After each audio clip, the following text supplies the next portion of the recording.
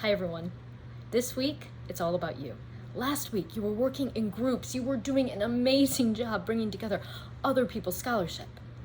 This week, you're looking at the book that you want to follow all the way through the semester, from book summary, close reading, all the way down to that final project.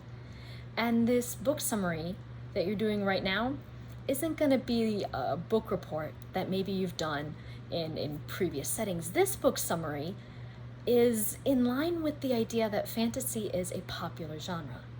And so let's get other people engaged. Let's do this like a social media blog or something you would find on Facebook, on a series of tweets. How are you going to get other people to want to read this? And give them the sort of overarching plot so that they know what they're getting into. So that's what you're working on all week long.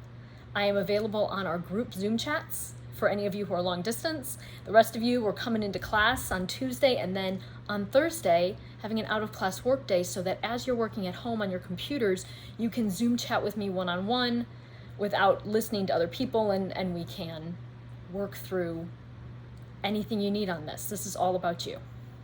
I cannot wait to see what you all come up with. You guys get my reading list to expand whenever you do these projects. So have a great week, and I look forward to seeing you. Bye.